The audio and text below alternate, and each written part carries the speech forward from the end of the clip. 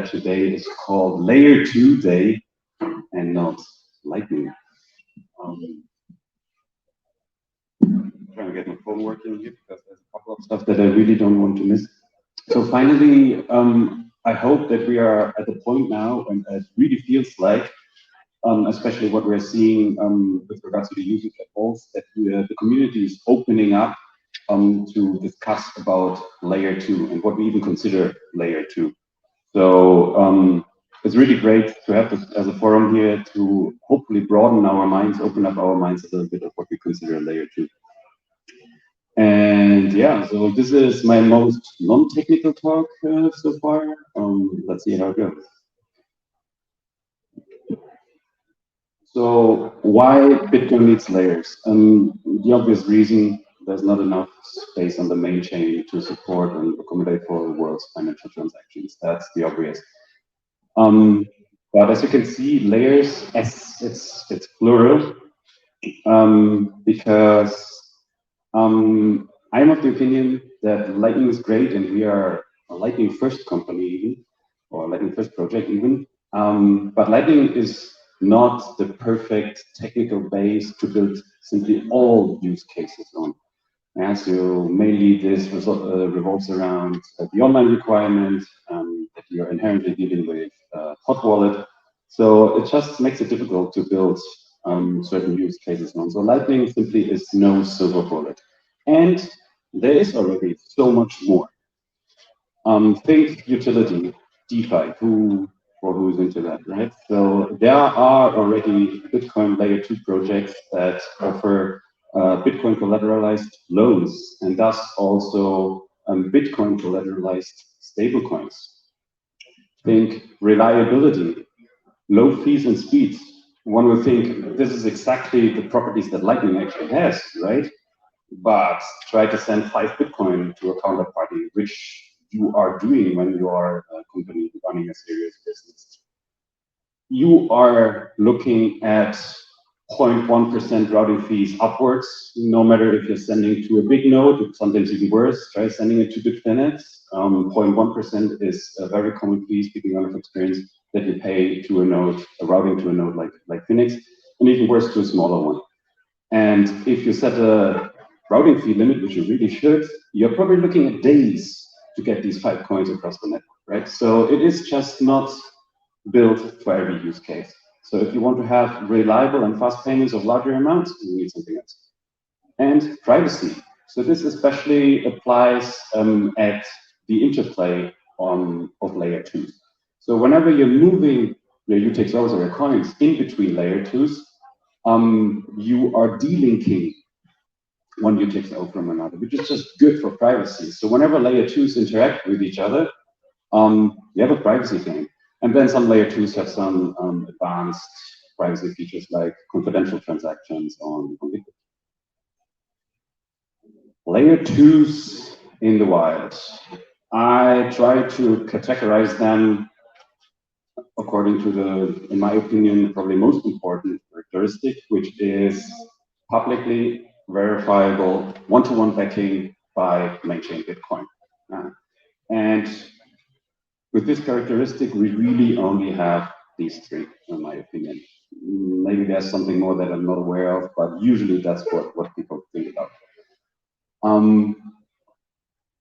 Lightning is definitely best in class here, and that I think is why it is so popular. The other ones make very conscious trade-offs with regard to centralization and possible trust.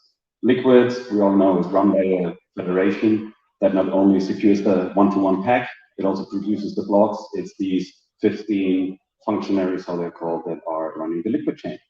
And Rootstock is somewhat a mix between merge mining and a federation that is securing the pack, but definitely, well, I think merge mining is pretty decent. I think they have like 50% of the Bitcoin hash rate securing it, but the pack is secured by a federation of a couple of companies, I think Xaphos among them. And then, this is the important slide actually, and this is only a fraction of what I think is out there. I think it's at a time that we open our mind again to what we should consider layer 2. eCash, yeah. Most prominently Fedi and Cashew. I think Carla said with mathematical precision, cash is to be put at layer 69, right? So this is like a joke about nobody really knows what it is, but I think we should really consider all of these layer 2. Custodial Lightning wallets, or custodial wallets in general, like wallet of Satoshi. All transactions that are happening in the database of a custodial wallet has to be considered layer 2, in my opinion, because people use it as Bitcoin, they use it for financial transactions. And from what we can tell of the usage of Boltz, or the usage we're seeing at Boltz, and the problems that we are seeing, we usually only see usage by bugs appearing. That's when we really dig into cases and try to find out what happened there and which wallet was used. Wallet of Satoshi has a great market share. So it's simply something you can't ignore. And very controversial, and don't be afraid. We didn't turn fans overnight, but there is just so much usage of red Bitcoin assets on other chains. First and foremost, red Bitcoin. We cannot ignore it. I think even Grubels from blockchain said there is a demand for red Bitcoin assets on other chains. You simply can't ignore it, and I agree with that. So use case wise, obviously many shades of gray what different layer 2s are good for. But in general, there are more categories. But let me go through these. I think 5: payment, privacy, DeFi, low fees, and better UX. Lightning, obviously, payment use case. I tried to buy my coffee out there with Lightning, but the internet was down, so I used cash. But that's the use case for Lightning. Privacy, Lightning definitely increases privacy compared to on-chain payments, and low fees. So that's the two main characteristics Lightning stands for. Instant transaction finality for the payment use case, and low fees. Liquid really is for low fees. I mean, that's the main message we got out when we launched our liquid swaps, is why would you want to use liquid? Because fees are reliably low. And it has the privacy gain, not only by when you use confidential transactions, which you really should, because it's there and you should use it, also because of the delinking use case. Rootstock, probably DeFi only. There are a couple of DeFi projects on Rootstock. I think the most prominent ones are Sovereign and Money on Chain. So those are they have stable coins each. So those are the popular use cases here. Low fees, I'm not sure. Yes, they're probably lower fees than on another EVM chain, but not sure if that's a use case to use Rootstock. Probably it's more because it's Bitcoin. Red BTC, I cannot come up with another use case, but you want to use some sort of DeFi project on Ethereum. That's the only use case I can come up with why you would want to use Red Bitcoin. eCash, actually a couple. For payments, definitely for privacy, this is one of the very strong points of eCash. And low fees, and definitely UX. I mean, that's what it's about, that you're taking over a lot of the UX hurdle for your friends and family. And finally, custodial wallets for the payment use case, low fees maybe, but definitely UX. That's why I would want to use a custodial wallet like Wallet of Satoshi. Why so many people swapping on Boltz actually using such wallets. There's something new coming up. This is very recent. As of the last weeks, even, we are seeing a new breed of Bitcoin wallets coming up. Sometimes we even call them Bitcoin super apps. What is different with these kind of wallets? In my opinion, what is different here is that they're moving away from a design paradigm that we had all these years with Lightning wallets like 𝐓𝐞𝐥𝐞𝐰, Breeze, even Moon. They try to have the best UX by being simple. And simple mainly meant having one balance, meaning one layer only. So those were inherently one layer wallets, no matter if it was the main chain, because Moon or Lightning only. These apps basically walk that paradigm back and make Bitcoin layers visible again. I don't know if you guys have been around for a while, if you still remember 𝐕𝐴zz Mobile before 𝐓𝐞𝐥. Basically, async moved from 𝐕𝐴zz Mobile, which had a clear distinction between main chain and channels, and the actual managed channels, to 𝐓𝐞𝐥, which all have, all managed for you, you just have Lightning. These wallets make the layers visible again. very consciously because they attach special functionality to each layer. For example, in block strings green, this is the beta version, by the way, the Lightning support should be out very soon. It says instant, it doesn't even say Lightning, so it gives the user an immediate idea of what this layer is good for. If I want to receive or send something instantly, I use this. Main chain, probably they could attach something like security or, most secure way to store your coins. And then you have Liquid, and Liquid already shows that you not only send Liquid, but also Tether and other stable coins like even Euro stable coins. So it is very clearly designed for users to have a different use case for each layer.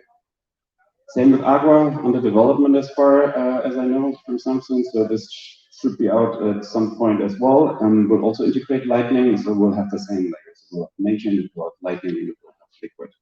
And something new, 𝗲𝗏𝗶𝘃, I think is where the term super app was coined, focused on rootstock. So 𝗲𝗏𝗶𝘃 already gives you advanced functionality for your RPBC to put them in an AMM pool or even directly swap them from within the app or some stablecoin. What all these new kind of wallets have in common, you can't move your Bitcoin in between the layers. It's pretty hilarious if you think about it, right? So you have this wallet with a couple of layers, and you cannot just want to move down there. It's crazy complicated to even get it done. So I've personally done it. It's technically difficult to do a liquid payment. I don't know who of you guys have done it, but you need an Elements node. It's all command line based. It's actual manual work because it consists of multiple steps and a wait time in between. So you have to wait for 1 or 2 main chain blocks, which is like overnight at least. And then you have to manually do a second step to actually claim the packet, right? So this is not meant for retail users. It is quite slow. Yeah? For security reasons, the packet official process of packet is just slow. And sometimes it's even impossible for regular users in the case of liquid payout, for example. We as Boltz can only do liquid payouts because we're a federation member and have payout keys. Most of you probably don't have payout keys, so you couldn't even technically do it yourself. So you are relying on some external service to actually do it for you. There are UX-friendly ways. You can go to SlideShift or even to Bitfinex if you have an account there. But they either require trust or they're quite expensive. So also not ideal. And in our point of view, the need to move Bitcoin in between layers only increases from here on out. So our vision is to be the bridge between Bitcoin layers. Our little contribution to the Bitcoin ecosystem is we want to be a stable bridge that helps folks to easily and securely move Bitcoin between the different layers. But how do you even start becoming a good bridge or even a great bridge? Let me walk you through a couple of hard points, pillars, that I consider important, what a good Bitcoin layer bridge should do. UX, first and foremost. This is a differentiator from day one that we have with competitors, that we are actually focusing on our web app. So all Boltz swaps are exposed and available via our web app at Boltz.exchange.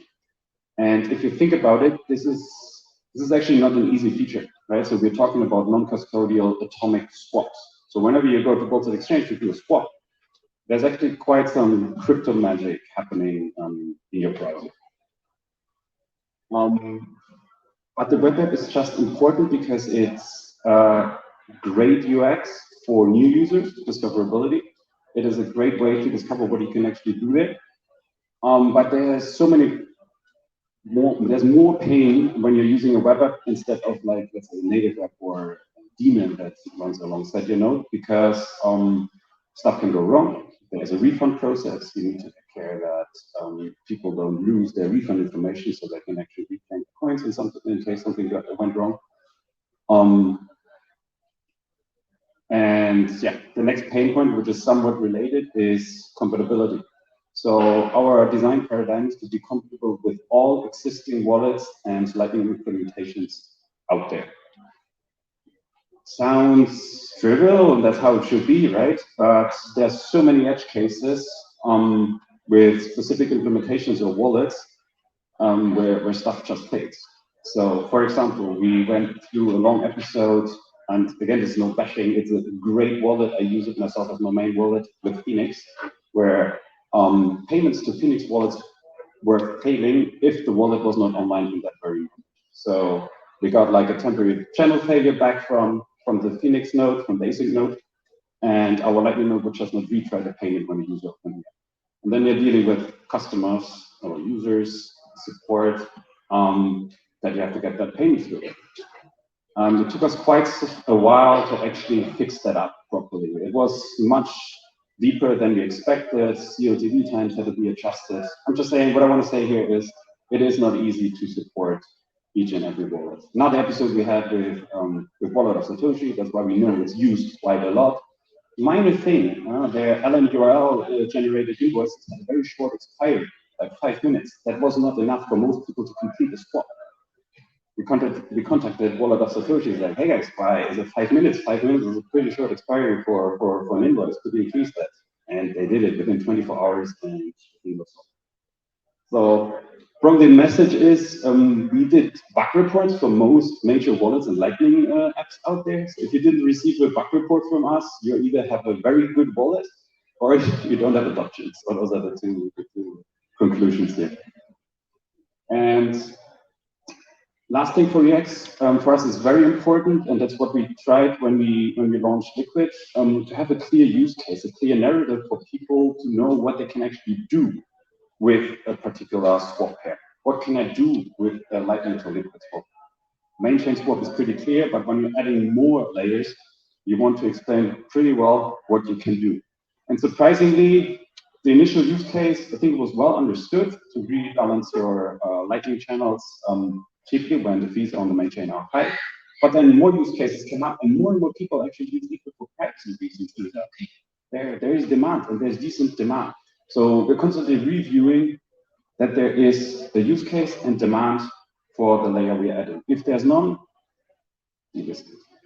We did that in the past. We experimented with Litecoin in the very beginning. It's gone because, yeah. All right. Second important part, API. So even our web app, it's basically delivered to your browser locally, runs locally, and connects to API. Everything on Boltz runs via our public API. And that is so important as a strategy for us because of integrations. We want integrations with many projects, right? Because we have a simple realization that we simply cannot build a great UX for each and every use case ourselves. So we rather have the experts for a specific use case build it and use Boltz under the hood. Example, sophisticated automated channel rebalancing. Bolt.observer or someone like, I don't know, Torque from 𝐿𝐴 Capital, they can just do that so much better because they already have everything in place with triggers and conditions, and you can, you know, in a fine-grained way, decide when and how channels should be rebalanced, what the fee thresholds are, and so on. They can do that so much better than we ever could, and we don't have the time to do it. So have a great API that we can integrate and can use. For retail users, it's probably RTL and Thunderhub. In the same way, you can rebalance channels there. Another example, Fuji is a new project on Liquid. The example here is that you can extract away a lot of complexity with Radio X from the user. So what the user in Fuji just sees, I deposit Lightning and I mint Fuji USD out of it.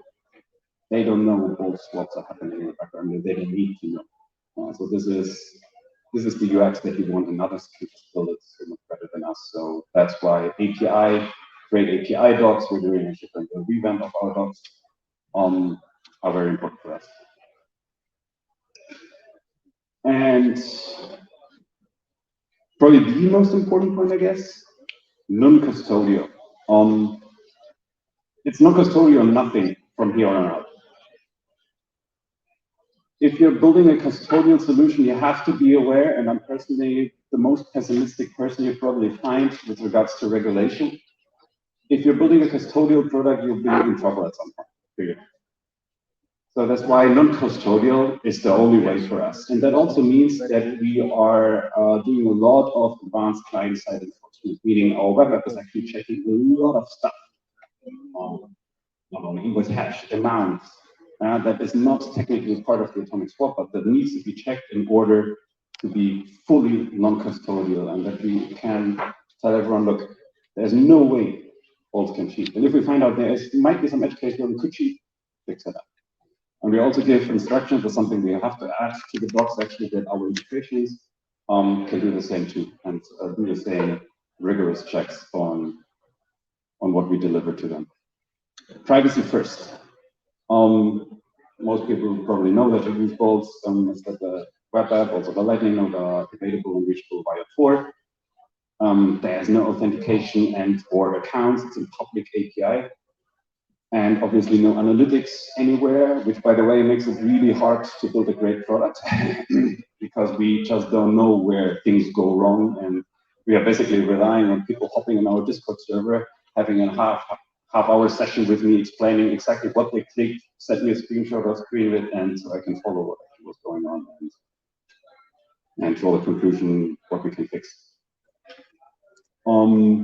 And we only ever want to require swap-related info, and this simply cannot change.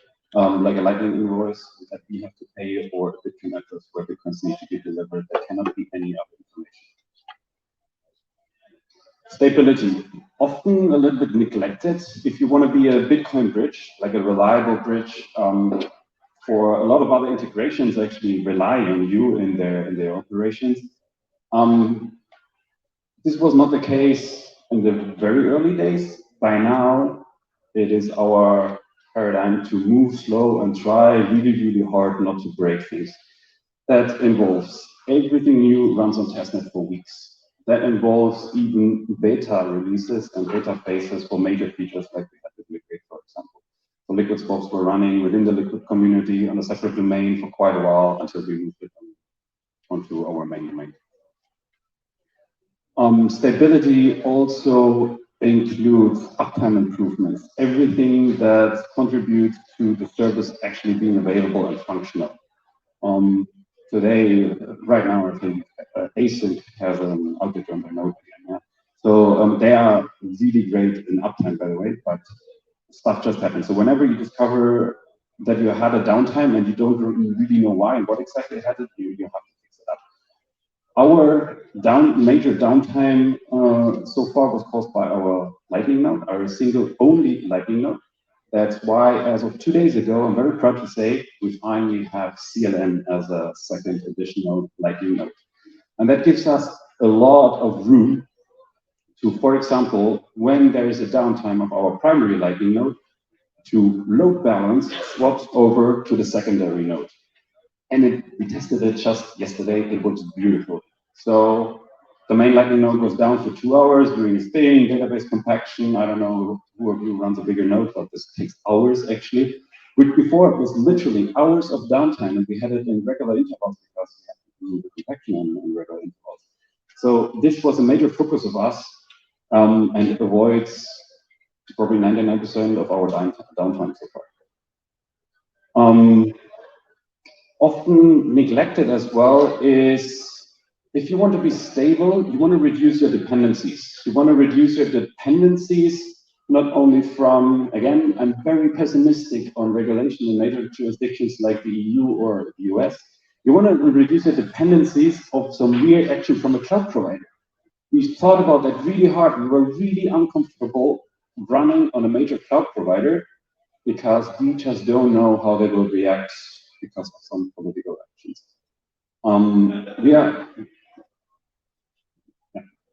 So in the end, we decided or we were considering smaller cloud providers. But then the problem with smaller cloud providers you have is trust. Do you really trust them with a Lightning node of the size that we are running? We finally decided we don't. And I'm very proud to say, as of today, since a couple of months actually, Boltz is entirely self-hosted.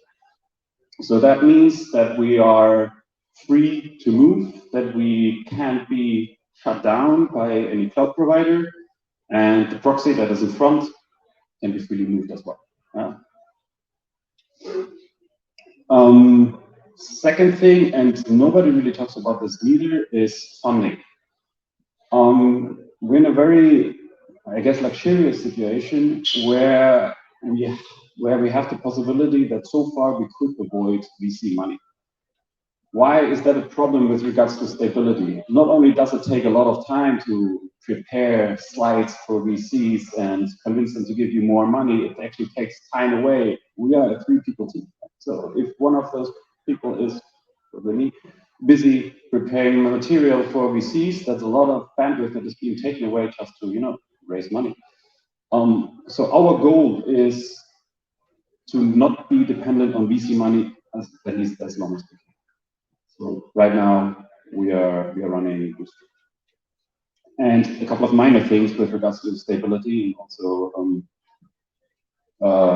censorship resistance somewhat is we are not even considering a native app. Even though it would solve probably a lot of issues for us, we latest after the 𝗲𝗲𝐻𝐿 debacle, I think we cannot rely as a whole industry or ecosystem, we cannot rely on getting through App Store policies. So best we can do PWA, yeah, you can have it on your home screen, but all is delivered as a web app. Last but not least, legal entity. Also something I discovered not many projects talk about. Most Bitcoin projects by now somehow have a legal entity, but don't really tell you why and where and how. You always reach a point where it is either necessary or very convenient to actually be a company and have a legal entity. We are at that stage now as well. And after many years running without one, we decided on a jurisdiction with a lot of due diligence, and I think we found one where we are sure that the things how we do them right now with Bitcoin swaps is not only fine right now, but also will be so. If you want more information, feel free to talk to me. And the last thing, Bitcoin only, actually also important for the jurisdiction, by the way. This for us was not entirely an ideological decision, but actually a practical one. Because with Boltz, without really realizing it, we somehow built something like our own little circular Bitcoin economy within Boltz. Because our revenue, you guys know, we do a swap, we take a small percentage is in Bitcoin. Our node, our wallets, we hold 100% Bitcoin. We pay our bills in Bitcoin. There are not that many bills, but we only choose cloud providers or the proxy, for example, that accept Lightning. The server hardware that I ordered, I paid it with Lightning, right? So that's a requirement for us. There are no salaries yet, but in future we pay them in Bitcoin. You don't accept Bitcoin, you can't work for that. In the jurisdiction, we have the option to pay taxes in Bitcoin. And sounds all great, but in the end, it's just a huge simplification if you don't have to manage exposure. If you don't have to manage, we don't have a bank account. We don't have to manage a single US dollar of exposure. It's all 100% Bitcoin, and accounting is just so much easier like that, especially if you don't want to hire an accountant. So, in short, we are trying to be a Bitcoin bridge that is here to stay. We are in it for the long run. As you saw a little bit, I hope I gave you a sense of how we try to set ourselves up that things are as stable as they can be.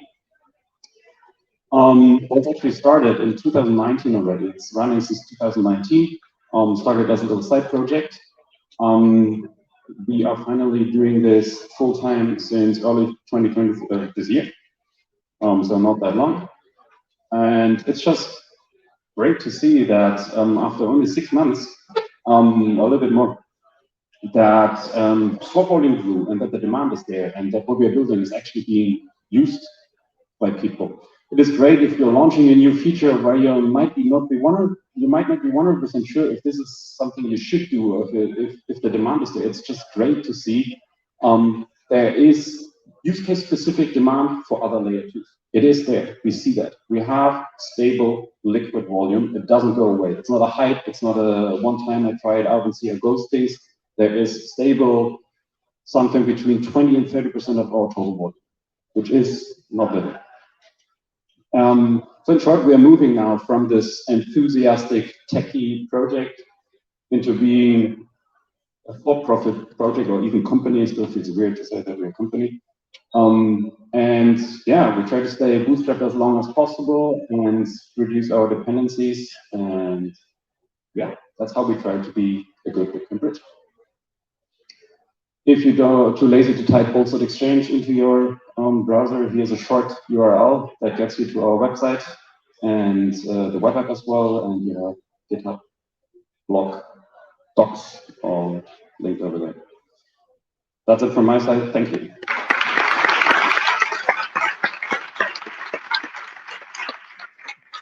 We're a bit tight, but maybe we have time for one question.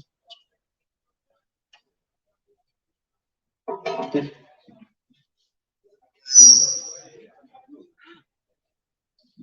Hey, that was a fantastic speech.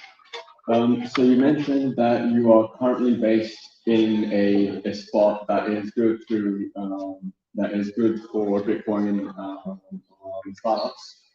Whereabouts is that? Yeah, that's right. Oh, where? And where is that? El Salvador, yeah, great. Okay, so that's a wrap. Thank you.